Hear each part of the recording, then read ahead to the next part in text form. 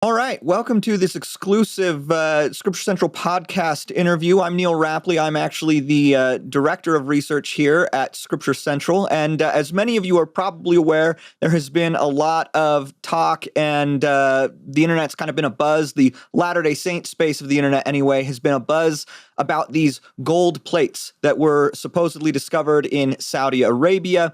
And we already did a video on these, talking about why we should be skeptical of these plates. You can see it on our Scripture Central channel. If you haven't watched this, I highly recommend you check that out. It'll provide you some context for the discussion that we'll be having here today. But since that video came out, there have been some new talking points that have occurred and developed in the course of this conversation online.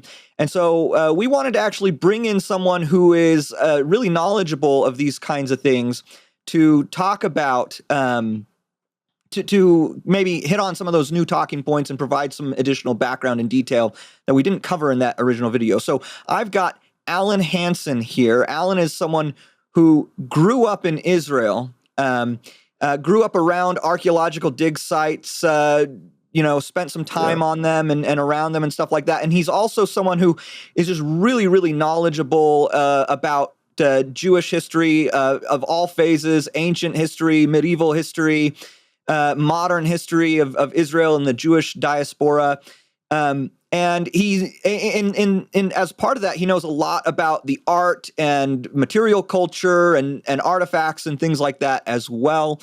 And growing up in Israel, he has a lot of familiarity with the antiquities market over there and in the Middle East, and the number of fakes and the kinds of fakes that circulate there. And so he's not an academic. I want to be clear about that, but he is someone who has a lot of inside info, a lot of background and experience in this kind of stuff. And so we wanted to bring him in to talk about that. So welcome, Alan. Thanks, Neal. It's good to be here. All right, great. So why don't we, to get started, I know, like I said, we've already had a video that really covers this and explains why it's likely a forgery, but to get started, for people who may not already be aware, could you maybe provide just a little bit of background on this discovery or so-called discovery? Sure. That has a lot of people talking and some of the background and some of the reasons why we should be skeptical about this. Right. So, before I even get into the discovery, the number one rule for anything that you're talking about Middle East with the antiquities, if it's not found in archaeological site, that doesn't mean it's not legitimate, but you should be very careful.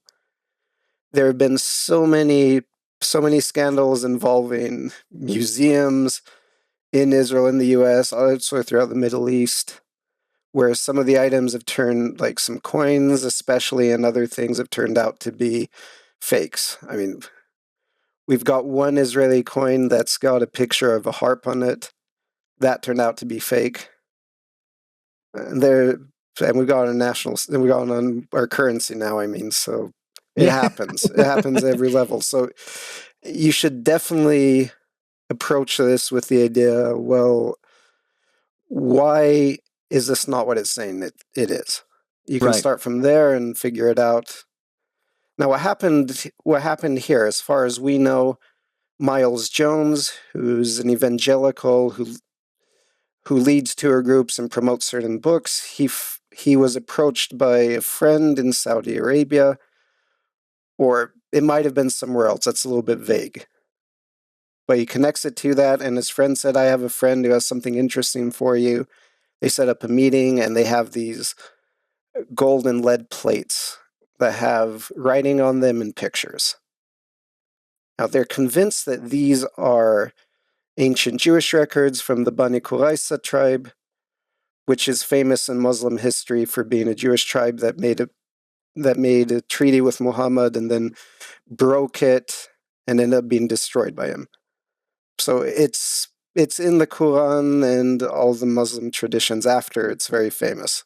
But to cut a long story short, they're convinced that these are ancient priestly records of a tribe of Jews in Arabia. And of course, when you look at it from that level, of course, everyone in the LDS sphere is going to be interested. Right, yeah. Jews in Arabia with gold plates. It sounds very Book of Mormonish. It sounds, it hits all the right notes, right? Yeah. So there's a lot of people who are convinced that if this is a forgery, it had to be directed at us, but they didn't know about us. They didn't reach us out, so it's got to be genuine, right? Yeah, well, so that's so that's some good background. So let's talk a little bit about, you mentioned obviously if something's not found in a controlled archaeological context, that's kind of the first red flag. Anytime that happens, you should be suspicious, and that's just a general rule. So maybe let's obviously, but like you said, that doesn't necessarily mean or prove that they're fake. So maybe let's talk about some of the other things in this particular instance that are indications, pretty strong indications, that this is not a legitimate artifact.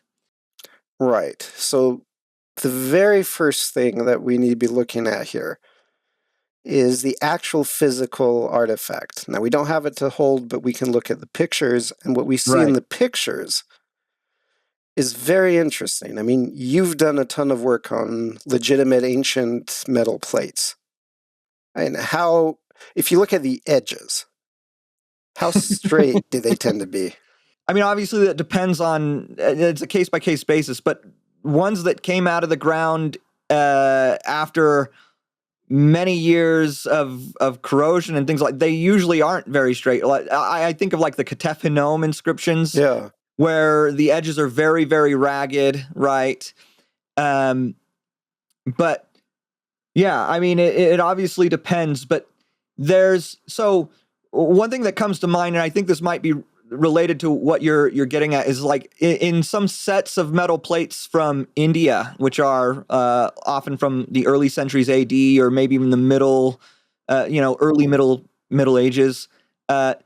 There's no standard plate size. There's, I mean, they're close to the same size, but all the plates are they're off by a little bit. They're not the exact by same size. Something of a millimeter, and they have a little bit thicker in one spot, less so in another. Exactly.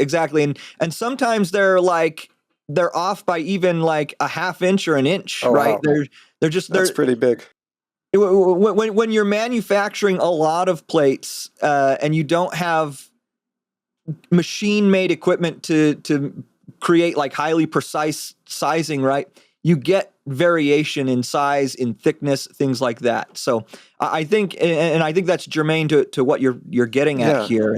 And really a lot of items, not just Middle Eastern or plates. I mean, a general thing, if you're looking at something pre-industrial age, there's going to be a lot of hand variations, and these plates don't really exhibit that. Some of them might be a little bit jagged or ragged around the edges, but not enough to look very old. Yeah, well, and it almost looks like, I mean, to my eye, it almost looks like that jagged or ragged edge was kind of deliberately created to try and give it that sense of. That's what I would think. Of antiquity, of age, right?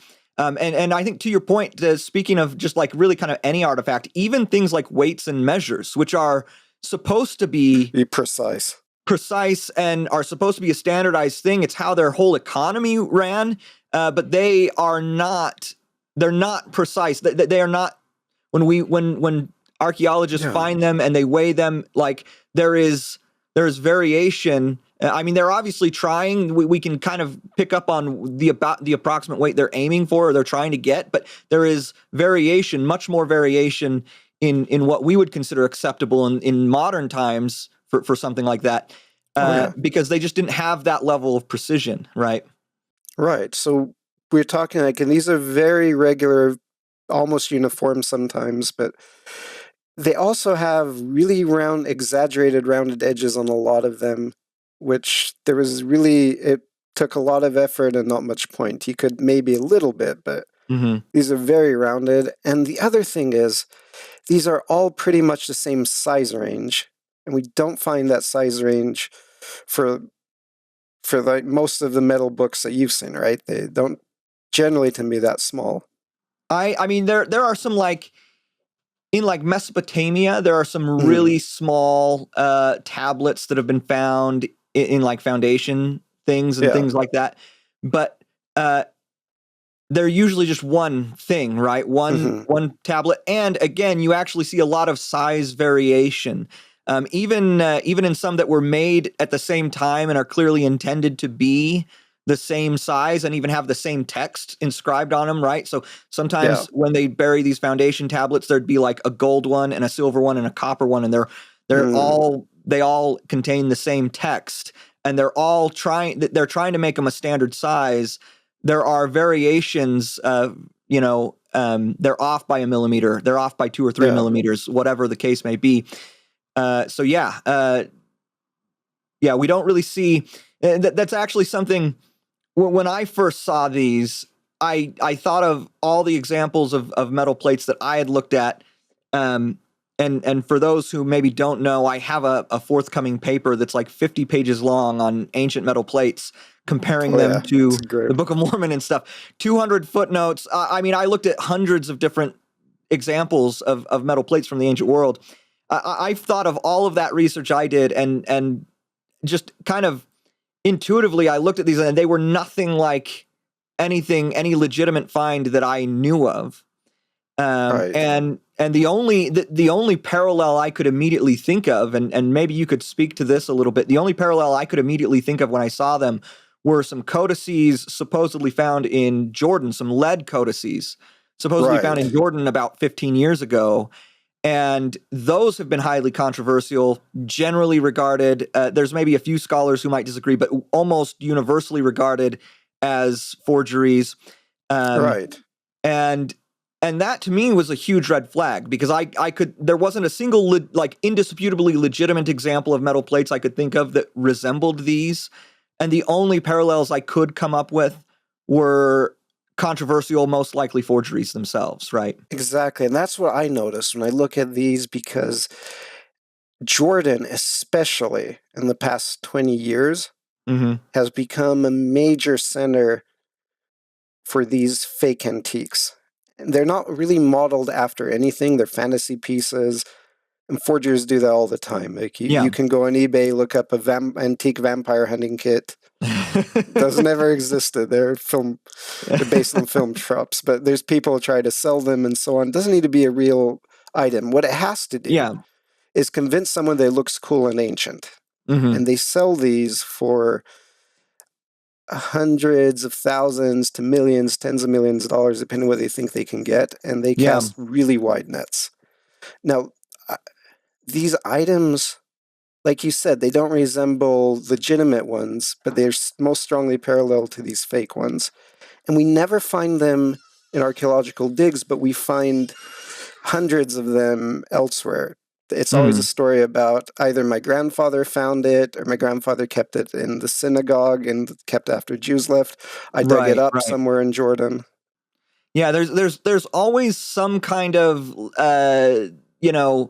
backstory that is kind of designed to sound believable enough, right? And you could even think of, like, in Latter-day Saint history, the Mark Hoffman forgeries, right, where Mark Hoffman always had this backstory of how he found this artifact that sounded plausible to the people he was trying to sell the document to, but you've got to be suspicious when these sorts of things turn up.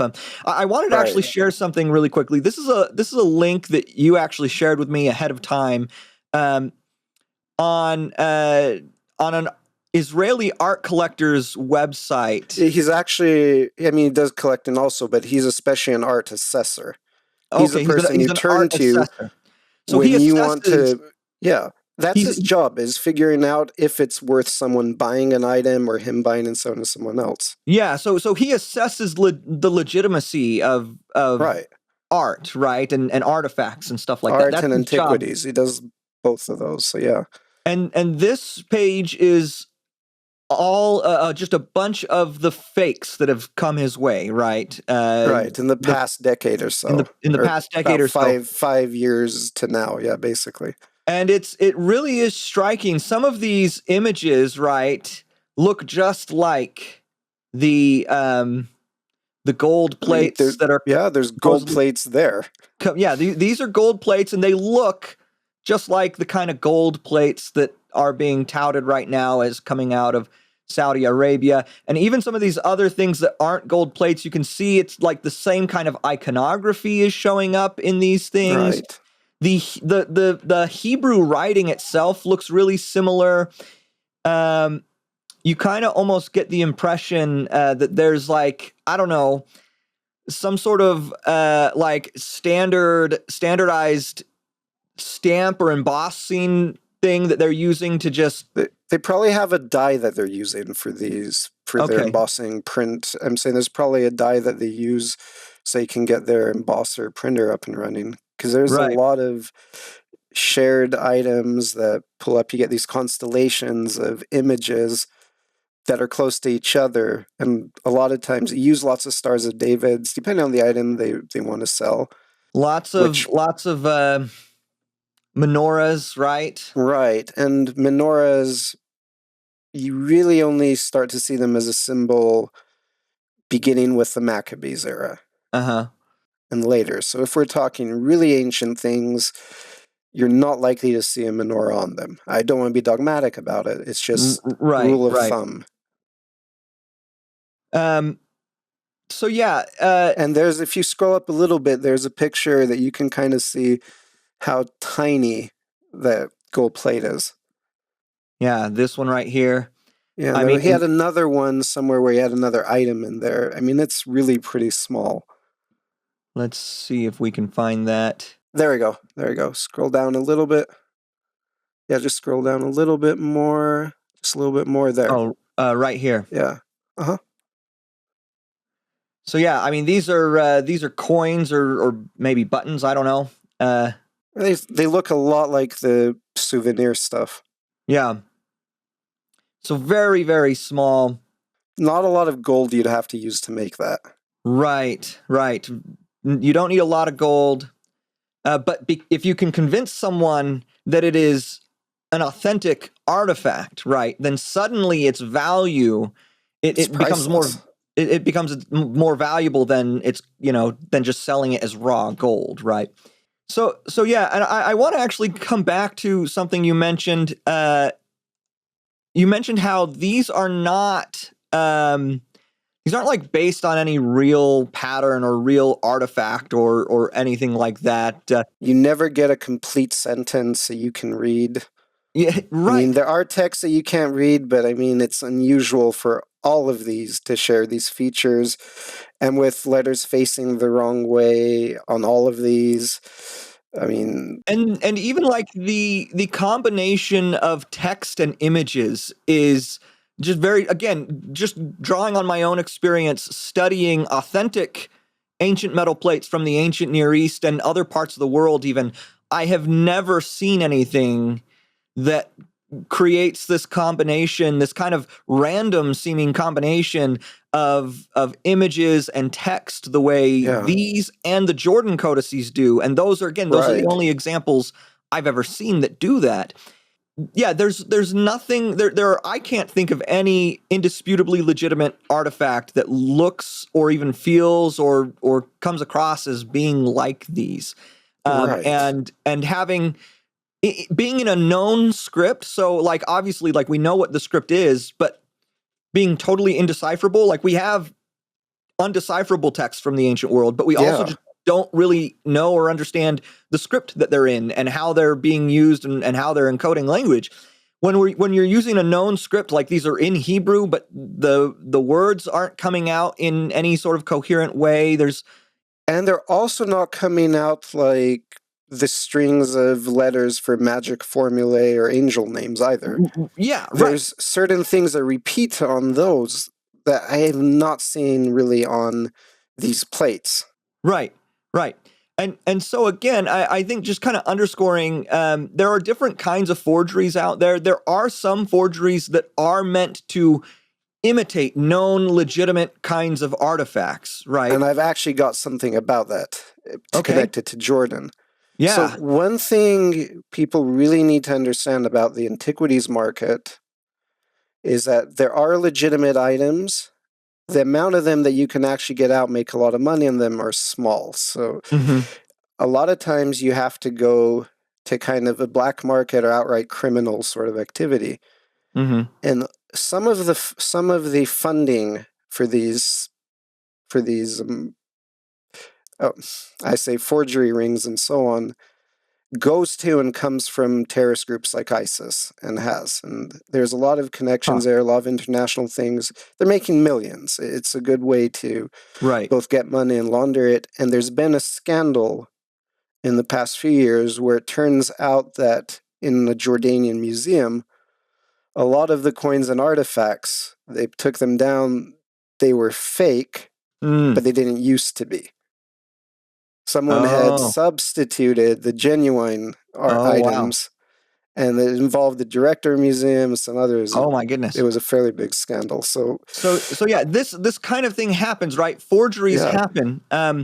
Some forgeries are designed to look like actual known legitimate artifacts or uh, imitate real known artifacts. I think of things like, you know, the seals that come out yeah, of the antiquities market and things like that. Now, not all of them are fake, right? But that's part of what makes them persuasive and compelling, right? Is there are forgers who are making fake seals that are designed to look like real yeah. known seals that have come up out of the dirt in archaeology in Israel and things like that. And there are top quality forgers. Yeah.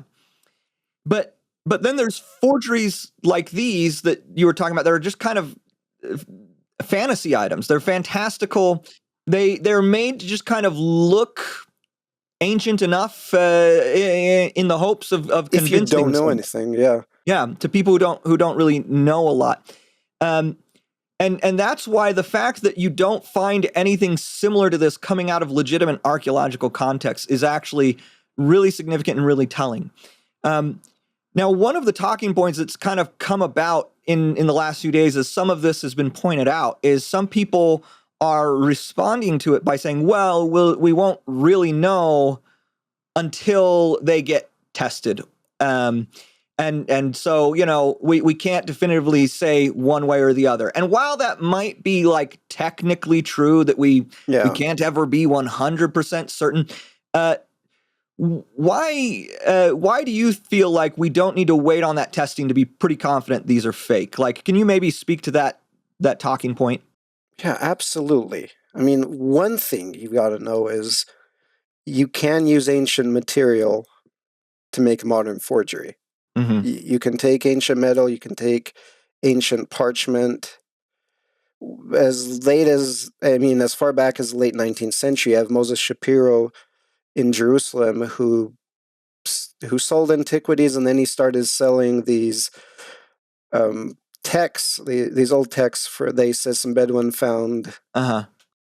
by where the Dead Sea Scrolls were. Anyway, it turns out that these were actually just but he used some from that he bought from traders in Yemen that found some.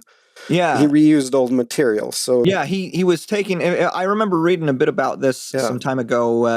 At least one theory is that he was taking. There was some empty margin space basically on the end of some old parchment and stuff that he had, and he was he kind of got a cutting that scroll off. from a synagogue in Yemen. Yeah. Jeffrey Tigay found that, and he Oh, was yeah. hoping till the end. He actually found out that that's what happened.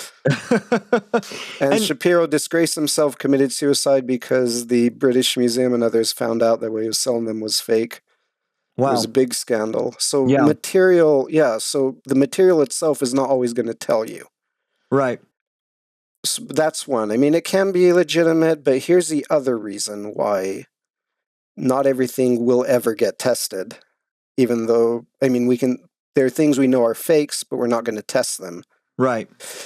Because to test things, you got lab time, you got resources, you got to pay everyone, you got to Yeah. arrange for it all to happen, wait years. It's It's just like, it's a when it's a you get, really yeah, expensive prospect, right?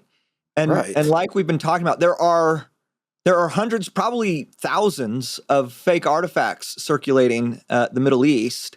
And the prospect of like being like, okay, we're gonna, you have to get either a government or a really wealthy individual who then has to get clearance from various governments to get Right. in there and get these artifacts and test them. And move them right.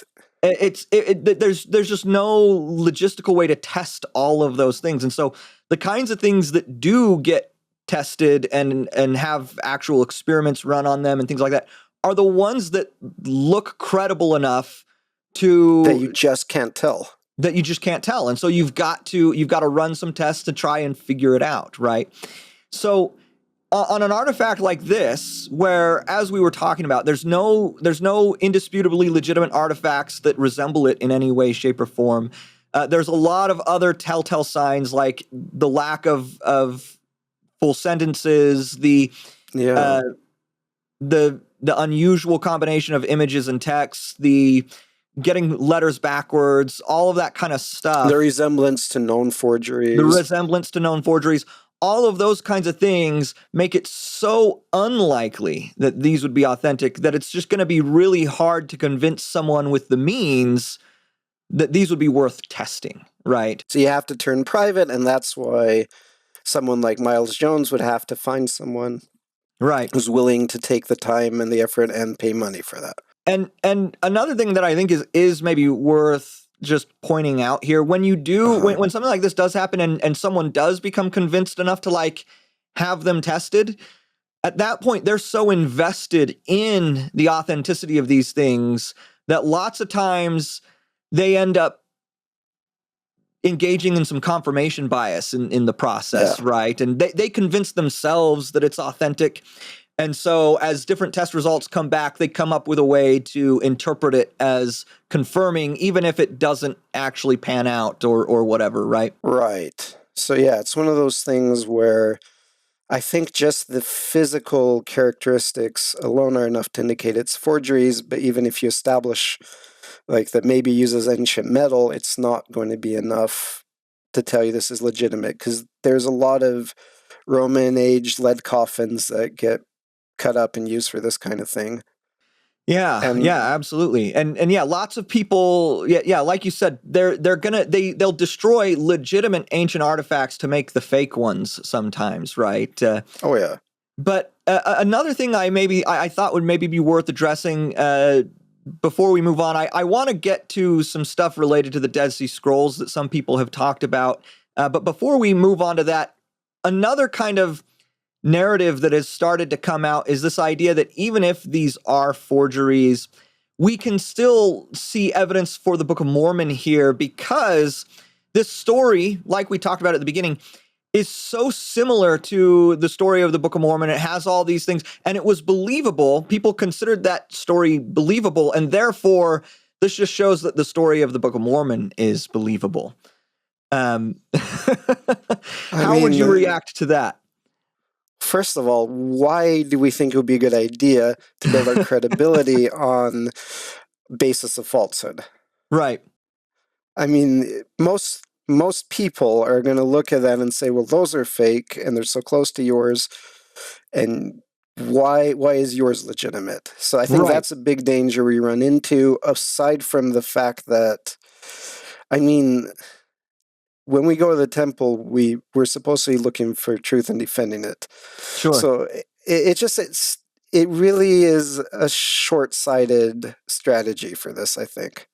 Yeah, I would agree with that. And one thing I think the point should maybe be made, like, to the extent that this backstory for the plates does have plausibility, right? And I mean, there are details. I know you're familiar with things like we've been talking about how there are legitimate ancient metal plates, right, that have come out of the Middle East. Where there are legitimate discoveries where ancient records have been found in stone boxes and in caves and in hills, and there's all those details. In fact, people can check out the book by John Tvetnes, Out of Darkness into Light, which you have in your archives, is which great. We have on our archive at Scripture Central or at bookofmormoncentral.org. People can check that out for free if they want to see examples of legitimate discoveries that have all of these parallels. And even, like you said, the story about the Banu Qurayza and this Jewish tribe in Yeah. Arabia, that can be found in the Quran. I mean, there's certainly, and there's a whole bunch Quran, of Hadith, other, and all sort of things. Yeah. yeah, there's a whole bunch of other legitimate, authentic stories and traditions about Jews fleeing to Arabia that we can look at. We don't need to piggyback off of the narrative Right. of this forgery to get all of those kinds of details and show that the kinds of things in the Book of Mormon story and the Book of Mormon discovery do in fact take place. Right. And I think you've done fantastic work at actually putting together the Arabian setting for the Book of Mormon. I mean, if Well, people thank you. want to get an idea of that, they should start with yours, with Hilton's, and where there's so much there that we can find out that we don't need these. But the other big parallel people are missing, that's why the Book of Mormon in First Nephi looks the way it does. He's echoing the narrative of the patriarchs and the Exodus. Yeah, of course. And with Miles Jones, his big thing for years has been that Jabal al-Lawz in Saudi Arabia is where the real Mount Sinai was. Yeah. So for him, having something they can say, see, these priestly Jews went to Arabia and they left this here in the area proves that this is where the real Mount Sinai was. Right. He doesn't need to be close to the Book of Mormon to be suckered into it if he's right. legitimate. And I think that's another point I think that needs to be made is, like we were talking about, there's this kind of strange combination on these plates of images and text and things like that, and it's kind of left open to interpretation what it means, and that's a deliberate thing, I think. Yes, it's almost makes sense, but never enough. There's just enough there that someone with enough knowledge and, a little knowledge, right? A little knowledge can be a dangerous thing, as they say. Someone with a little knowledge and a motive, right? And right. Can read a lot of things into these.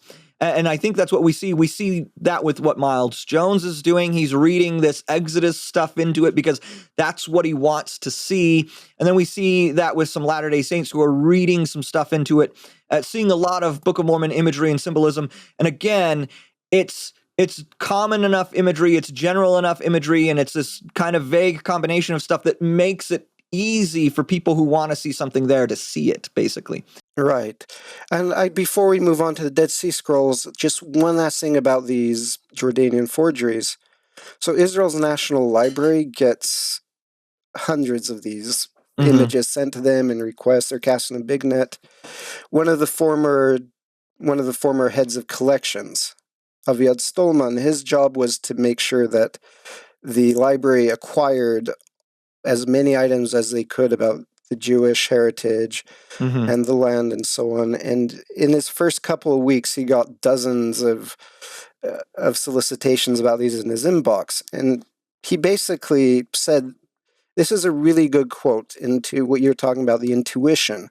When you spend forever looking at things and you have experts that can help you figure this out. He said, as soon as your eyes get used to it, detecting these fakes takes no more than a few seconds. Right. So this is someone staking his entire reputation, his institution's reputation, and national honor on these. Right.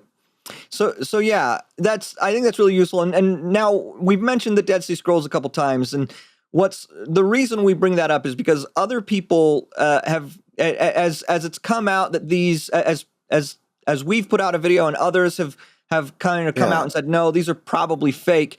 The counter has been, well, it'll be a long time before we really know if these are authentic or not. The Dead Sea Scrolls were suspected as being forgeries at first, and it took decades before the truth really came out. That's not really how things went down. And so could you maybe provide us a little backstory on the actual discovery of the Dead Sea Scrolls? How much skepticism was there really about their authenticity, and how quickly did scholars both accept and start publishing them as authentic documents? All right.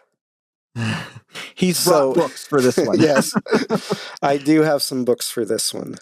All right, there's a couple. First of all, we'll come back to it, but I kind of want to show something here. So this book I've had for many years. I got it when in high school when the library was getting rid of some of its books. It's a lovely one. So I don't know if you can see if it can. I can't quite make that out. Maybe it'll Okay. come through clearer in the recording. But it's the Scroll of the War of the Sons of Light against the Sons of Darkness, published by Yigal Yadin. And it's really interesting. This is the entire scroll.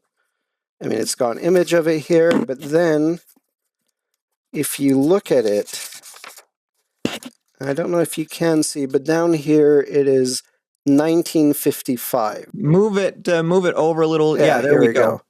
So 1955 for a publication date. that's 1955. That's 8 years, I think. 8 years after. No, less. We'll go after, or maybe it's math, but I'll go over the time frame. It'll make sense. But Okay, this yeah, is go not ahead. even the earliest publication we have of complete Dead Sea Scroll. Right. Okay, so the Dead Sea Scrolls, the general story, and of course there's some always inconsistencies on that, but generally some Bedouin of the Talmera tribe found these while either out herding their flock or smuggling sheep. No one quite knows. But they somehow discovered these pots with scrolls in them. Mm-hmm. So they took them over. They decided to go down to Bethlehem. There was a guy who sold leather and antiques, and he decided to put those on the market. And this was, by most accounts, these were discovered sometime in the summer of 1947. Mm-hmm. Okay, so sometime the summer of and you're right, it's probably about 8 years. So summer of 1947. They really start to come onto the market around September, October. And at that time, they're reaching out to a few people. Some people heard of them. No one knows quite what's going on there. Some think they might just be Syriac documents, medieval. Yeah. And this one Armenian antiquities dealer in Jerusalem finds out more about them. So he approaches his friend Eliezer Lipa Sukenik, who had just come back from the US for some time. Now, Sukenik was one of Israel's top archaeologists. He made a lot of the famous synagogue discoveries in the 30s that absolutely revolutionized what we knew about ancient Judaism. And he's interested. He's shown a small fragment, and he thinks that it might be fake, but he's convinced that there's something to it because he had just been doing paleography on ancient burial inscriptions. Mm. And the paleography there, the script, looked a lot like what he was seeing there. So he agreed to go see them on November 29th, 1947. He purchases the scrolls. He gathered some money from a famous philanthropist, but he bought 2 of the other scrolls with his own money. He comes out with 3. November 29th, 1947 is the day that the UN voted on the partition of Israel-Palestine, and the next morning, basically a war broke out. Right. So that's November 29th, 1947. November 30th, they had a war. December, very bitter fighting. And basically through July, you have a situation where the old city is under siege.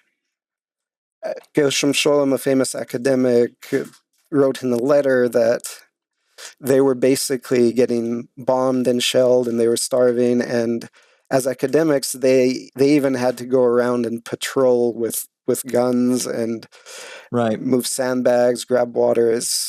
Basically, academic life is ground down to a standstill.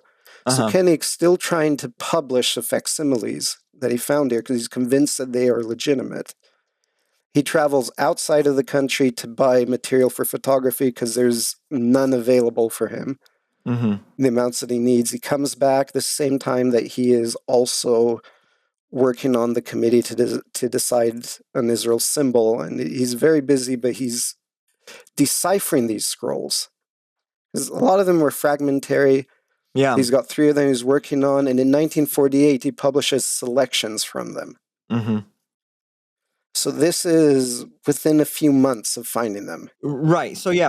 So to just recap here. So within a few months of their discovery and being brought to the attention of an academic who has the qualifications to actually assess them, He may have initially had some skepticism, but he's actually quickly convinced that they're authentic. It took him about an hour or so once he He- actually saw the larger scroll to say, yes, this is legitimate. He purchases them, or he raises the funds to get them purchased. And then, under duress of a wartime situation, he's nonetheless still working to try and get them published. And basically, within a few months of all of that going on, he's got selections of those scrolls being published to the academic world. And he's still working on, and we know that we actually have everything they worked on at the time. He's still working on getting them all published. In January of 1948, the other 4 scrolls that were initially found, they're shown to an American archaeologist and scholar, Trevor, and he actually did work on a famous Aramaic document about the same time, and he notices that these are very similar. His boss is out of the country, so he sends photographs to William Albright, top archaeologist of the day. Albright says, yeah, these are legitimate. And so they work on getting them published. In 1948, Browntree, another young scholar, publishes a really quick translation of the Habakkuk Pesha, or the commentary on Habakkuk. This is in 1948. Yeah. In the summer of the autumn of 1948. We already have a complete scroll published. Yeah, wow. So, yeah, basically maybe a year, 14 months tops from when they were first discovered, brought to the attention of academics, we've actually got one of the scrolls in full published. Yeah.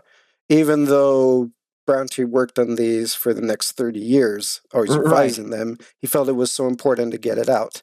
So where do we get the idea that people were saying these were hoaxes from? Some did. Sure. Some did. But when we look at the details of that, this is what's really interesting. About the main person that says that these were hoaxes, and a few others followed, is a man called Solomon Zeitlin. And he's already pretty old by that point. He's one of the top academics at the time, but he's also notorious for being a contrarian. He was very unhappy when it turned out that his was a majority opinion. He seriously hated being in the majority as far as scholars, because he said something like, the truth plus myself is the majority. He would discount everyone else. Now he looked at these and he said, this is a hoax. But he did not think that they were a modern thing. He thought that they were connected to the findings in Egypt, which had emerged at the end of the 19th century. Because in Judaism, you're not supposed to throw away a book written in Hebrew because it might contain the name of God. So they are buried or locked up in a certain room. And the one in Cairo in the synagogue turned out to be a treasure trove of legitimate material. I mean, I've got a reprint here of one of the earliest publications of these items by a man who found them. And I'll show a few things. Now, Solomon Zeitlin was not a paleographer, and he didn't think much of it. But if you can see a little bit, these are medieval scripts from Egypt. And in 1910, there was the first Dead Sea text was actually published. Oh, wow. In the Cairo Geniza, that what I was talking about, they actually found the Damascus document, a Damascus covenant. Oh, wow. And they published it. It was copied by medieval Karaites sometime in, maybe getting the dates wrong, but like the 9th or 10th centuries. They actually did come into contact with some of the Dead Sea Scrolls. Wow. So that was published. Most people accepted that one as legitimate. You had big names weighing in on it, using it. Now, Zeitlin never really liked it anyway. Back in the 1920s, he wrote against it. And he saw this, and he was convinced, and he saw a few other documents, and he was convinced that this is not ancient. The script doesn't work, none of that. It's a hoax. And when he said hoax, he was convinced that the hoax was people took some of those medieval documents and planted them in a cave. Okay. So So he still thought that ancient. he thought that they were basically medieval documents that had been stolen or absconded somehow, and then hidden, and then this kind of pretend discovery of them as if they were new, original, ancient documents. But Right. And but he even was then, yeah. but he Sorry, go was ahead. he was kind of a minority. And I think just to maybe recap again, though, you get this skepticism from this one guy, but before that, or other than him, you've got some of, not just some fringe scholars being like, oh, maybe these are authentic. You've got some of the top archaeologists in Israel and America and in other parts. Right. It's not just them, And in right? In France other, too, yeah. yeah, France. Some of the top archaeologists and scholars are pretty quickly realizing these are probably authentic. Initial skepticism because of their discovery. We talked about how, Right. whenever something's not discovered in a controlled dig, there's maybe some initial skepticism there. But what happens next is it's actually, and maybe I'm jumping ahead in the story. I'm not as familiar with the timeline, but I think it's already by like January 1949 or something like that. That there's an archaeological team going out to the caves, and they're looking to try and find where these documents were found. Yeah, that's Uh, about right for the time. Pretty much and 1949. the French archaeologist Roland Duval, he ends up, I don't know if he's there on the scene in January 1949, but eventually he's the one who's kind of leading the excavations there. They're finding more documents there, and that's another like big like clue that these are authentic, is when they go to the place where they're supposedly from, they actually find more, right? And they find parts of the same scrolls Yeah. or copies of them, the same texts. Right. So you have that's the proof of it. You've gone in and you're finding a bunch of things. There were some of the skeptics held that, yeah, these are ancient, but maybe they're about 500 AD. But then you're finding these in a context which is much earlier. For example, some scrolls would have to be hidden behind a whole bunch of pots that you can do later. They're, these are dated before the Roman destruction. You're finding more proof of it. Yeah. And the mention of pots there, I think it's important just for people's context. Pottery is one of the primary ways that archaeologists figure out the date of stuff, because there are basically style trends in pottery in the ancient world. And we have a large enough database of that pottery that they're generally able to nail down the time period of something based on that pottery. Yeah, it's not absolute, but it's a good indicator, and they found a whole bunch of indisputably Second Temple items, Yeah. and so on. You run into that. Really, there's only one person who follows Zeitlin, Elis Rivkin, and he's very, very much a disciple of Zeitlin's. He follows that, and he's convinced that they were medieval, and few of his students believe that. But I mean, it really was something that you couldn't hold on to that view legitimately after 1959. Yeah. So yeah, the idea that, I mean, and there was over time later, like there does end up being a lot of like politics, and there's Yeah. wars going on in the region, and so there are things that do delay the publication of more of the scrolls as they're discovered and things like that. But it's not because there's like dispute over their authenticity or whatever. No, It's the because there's outrage is because they were convinced they were authentic, and the scholars yeah need to have access yeah. to them. And the problem is there's a bunch of politics going on. There's a bunch of kind of behind the scenes drama, basically, that delays the publication Yeah. of these manuscripts. But there was only a brief period where there was doubt as to their authenticity. And usually it's more, and even then, you have a couple of hardcore scholars against it. Most scholars who are of the skeptic camp, are just convinced that maybe these are being exaggerated, their importance. They don't change much, as one person said. But Yeah. he was also reacting to really crazy by embellishments, by Edmund Wilson, by John Allegro, Mm-hmm. and he was trying to be cautious. And the caution was warranted back then before 1959. Yeah, absolutely. So I think that's all really, really helpful background, and I think it helps illustrate how this scenario is actually really different from the Dead Sea Scrolls. Right now, we do not what we're not seeing is any sort of leading experts on this weigh in and say, yeah, those are probably, and in fact, for the most part, leading experts aren't even showing interest in this, right? Or are aware of this. And there's a reason for that, right? This hasn't really caught the attention of people with legitimate, this hasn't caught the attention of experts who maybe would think they're legitimate and worth pursuing. Yeah, and there's no reason why experts in the area would not want these, because the more you have to work with, the bigger your name is, the more papers you can publish, grants you get. Absolutely. I mean, this is the kind of thing, if it's legitimate, it can be a career maker for somebody, right? So Yeah. if experts saw this and thought, hey, there's a really good chance those are authentic and we should take those seriously, they would be jumping all over this. There's no conspiracy, right, to keep this kind of stuff out of the mainstream of academia or whatever. And so I think that's all. I think that really helps give some context to the discussion here and why we really don't see a lot of parallel to the Dead Sea Scrolls.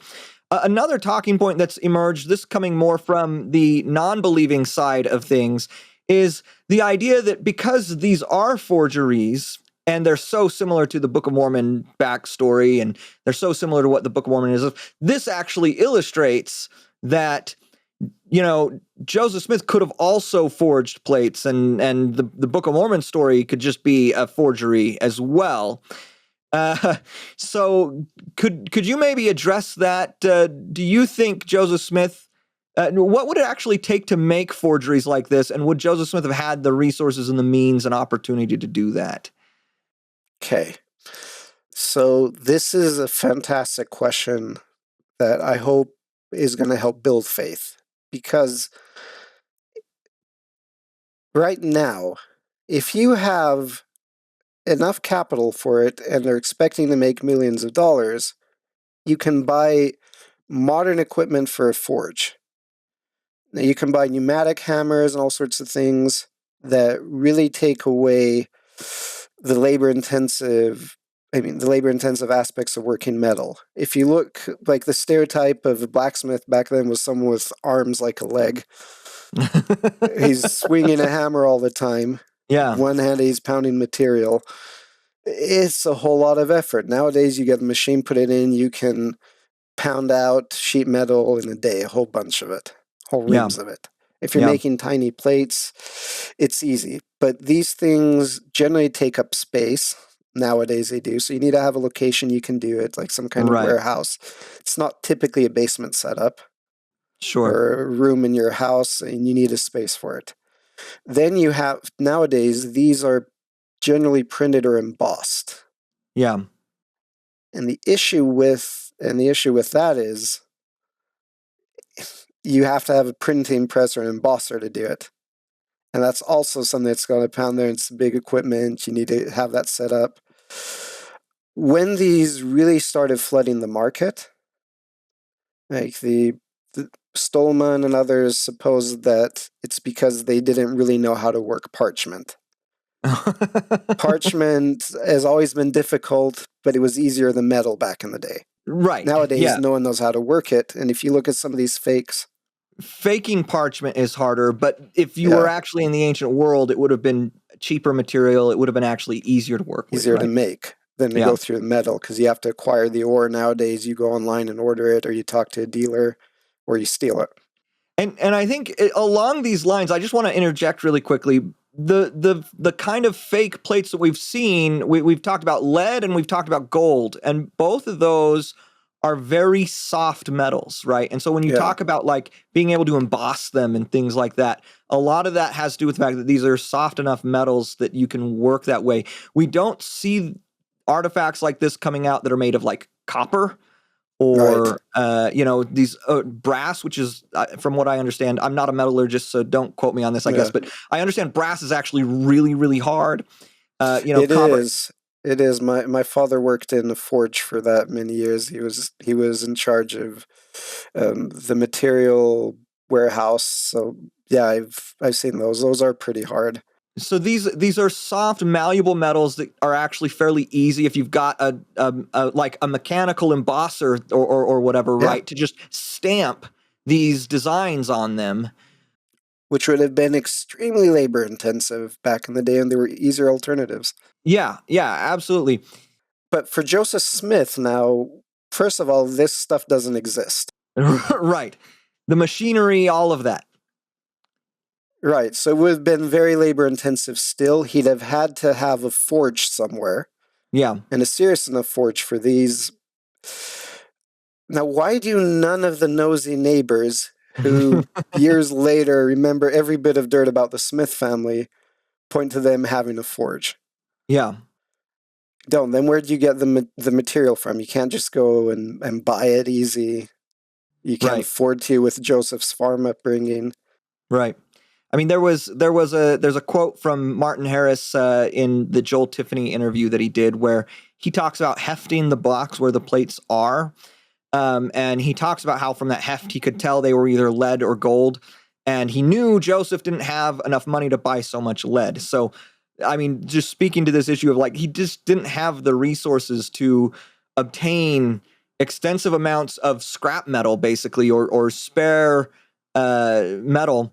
And there are theories that he made plates out of tin or whatever, right? But you have the issue of the witnesses who actually saw and described them. Right. They said they look like gold, right? And I've yet to find any evidence of how you could credibly make tin look like a gold in You'd have to 1820s probably coat it with gold, which with again actual is a gold, bigger right? issue. Right. Uh, So you're going to all this effort for a fake and then coating it with gold, which is also not an easiest thing to do. And I mean, Martin Harris had to mortgage his farm to finance printing a book. right. Yeah. So where is Joseph coming up with the money for that? Yeah. Exactly.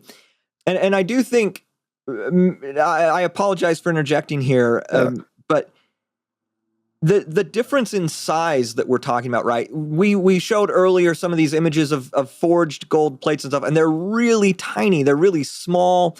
I think you've mentioned, Could be a credit card, some of could them. could be Something like about the that. size of a credit card or something like that. Some of these, some of them that we looked at look even smaller than that, right? Yeah.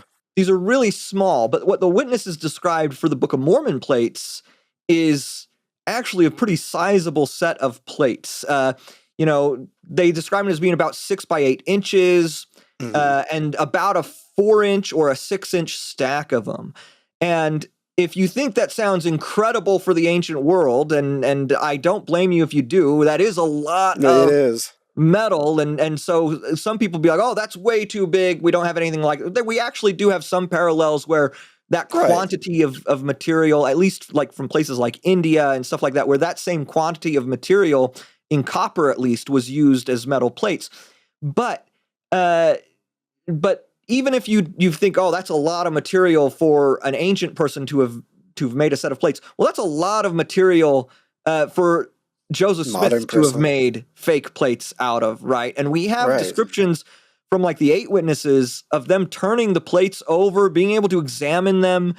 So it's not like he could have just made like one, two, or three fake plates. Like there was, And right. they had an opportunity to fully examine these. They talked about there being engravings on both sides, fine engravings, small engravings on both sides. That's a lot of work. Right. If you're forging this, it's a lot of work to do, and it actually sets these apart from these plates coming out of Saudi Arabia or wherever, Right.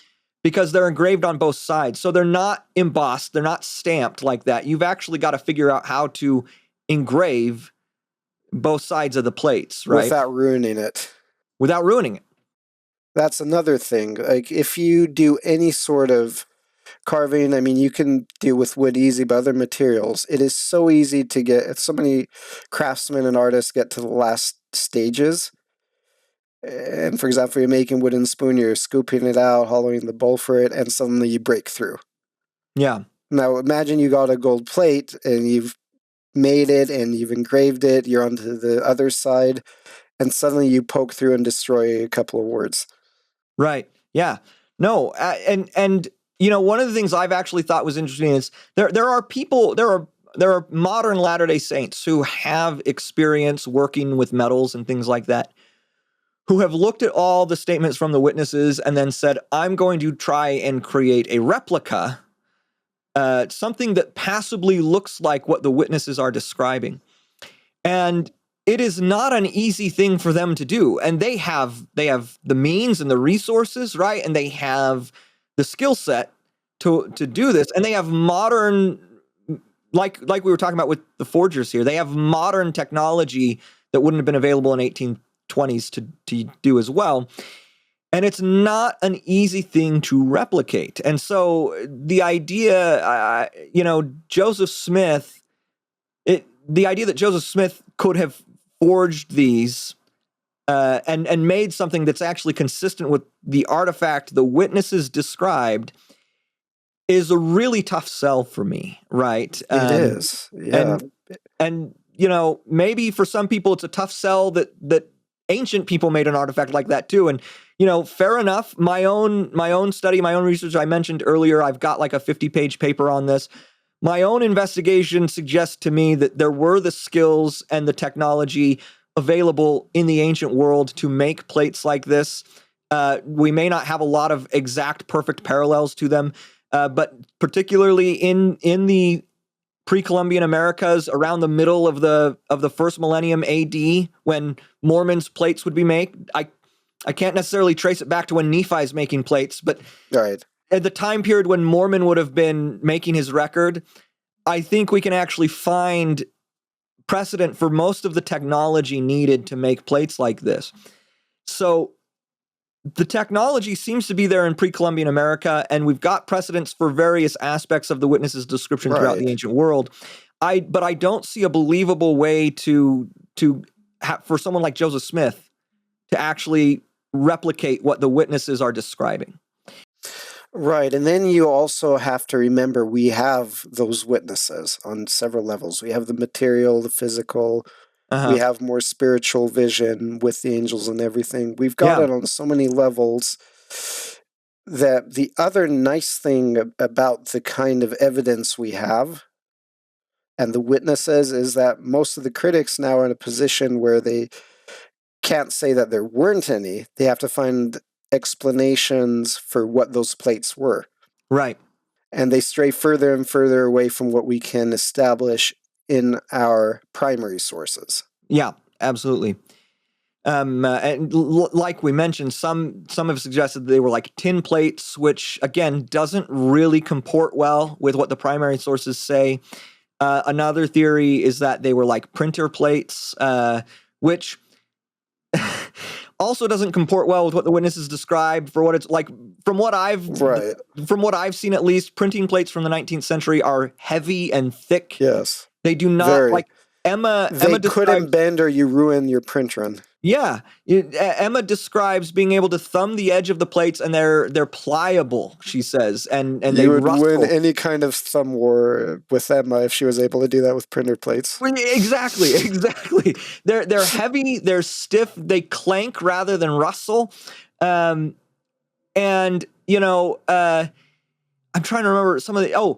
One of the little known witness accounts from Josiah Stowell indicates that there was, he describes them. He sees a little corner of them as the covering slips off, and he says they look like a stone of greenish cast. So that tells us there's got to be some kind of copper element in them, right? And oxidization going on. Oxidization and stuff like that. And we have exactly that kind of metal alloy, the gold copper alloy from pre-Columbian America. But again, copper's a hard metal. It's hard. Like if someone inexperienced trying to work in copper like Joseph Smith, like that's a hard sell. It doesn't fit tin. It doesn't really work super well, I think, with the printer plates. I mean, there are some like copper printer plates, but they wouldn't they probably wouldn't be oxidized over, right? And No, because they're in use a lot of times. They're yeah, covered with and I material. think there's also just something to be said for, I think the witnesses would have recognized what printer plates Exactly, are. because Like that's people did know there was a printing press in the area. yeah, I mean people were familiar. Like this is it's hard for me to imagine the witnesses falling for something like that, or falling for tin plates or whatever, right? Right. So the idea, I think that Joseph Smith could have faked these, or the idea that because people are able to fake plates today, and plates that are very different in a lot of ways from the You Book of could do Mormon. it easy in rural New York. Yeah, it doesn't really it's not compelling to me, at least, right? No, nor to me. And then you run into other issues. If he had those skills, why is he not hired out for that? Right. If he had that kind of material, including the gold to make it, if he's wanting to make money, why is he not using that more for that? Yeah. So, I mean, of course, it can be counter arguments, but I mean, you actually need to get serious and make arguments for these and not just assume that Joseph could because someone today can. Yeah, and I think that's the point. Like you said, there are counter arguments to everything we said. There's counter arguments to everything under the sun, right? Right. And we're obviously not going to try and go back and forth on everything in this one podcast. But the point is that there's a lot of complicating factors and a lot of dissimilarity. This really isn't anything like what it would have required to forge the Book of Mormon plates, right? Definitely. That would have been, and that would have left a lot of physical evidence. Oh, absolutely. In fact, one of the things I actually think is really interesting is when you have someone in the 19th century, we do have hoaxes, and fake artifacts that come out, and even fake metal plates, right? Like the Kinderhook plates. Kinderhooks. Yeah. One of the interesting things to me about that is the pattern with these hoaxes is they don't hide the artifact the way Joseph Smith did, right? They actually part of the way they establish credibility is they display them publicly, and they allow people to see them and to examine them quite openly, and they're looking for people to buy them, right? They're looking for money, and why wouldn't Joseph had made more money traveling around with these amazing plates? Yeah, it's a lot of work to go through to then show to just a very small select few people, and then I don't know, destroy or something. Like what happened to these plates after 1829? Did he melt them down? What did he do with the stuff? And he was in dire poverty much of his career. Yeah. So there's just a lot of details that are hard to explain with the idea that these were fake plates. And the backstory and details, like you said, it would have left a lot of material evidence behind and stuff. The backstory with a lot of these hoaxes comes out eventually in the 19th and century. Sometimes they reveal it themselves. Yeah. Like the Kinderhook plates, because their whole purpose was to delegitimize Joseph. Other times, like the Vuri plates, people involved come out and talk about it. You know, you've got like the Michigan relics where, eventually people who saw and heard them making the forgeries, come out and give their details. There's no suspicious activity. There's no stories of suspicious activity from Joseph Smith, working on forging plates. And I mean, you kind of already talked about that. So it's just that these are really like to try and take these plates today and be like, oh, look, people forge plates, and so Joseph Smith could have done this. It's kind of an apples to oranges sort of comparison. And it also reveals lack of understanding of what goes into the whole work. Yeah, absolutely. Like, I mean, even today, like most people don't know how to make even the forgeries that are coming out of Jordan because they haven't worked with metal. Right. So I couldn't make anything like that. No, I couldn't either. It's not hard to learn especially if you've worked in a foundry or a forge. It's not hard. Right. But it does take training, and it's not that hard because you have modern equipment. Right. Oh, which is another thing. You need specialized equipment back then. Right. You needed anvils, hammers of different types, tongs, other material that he generally could not have made himself easily. Yeah, no, absolutely.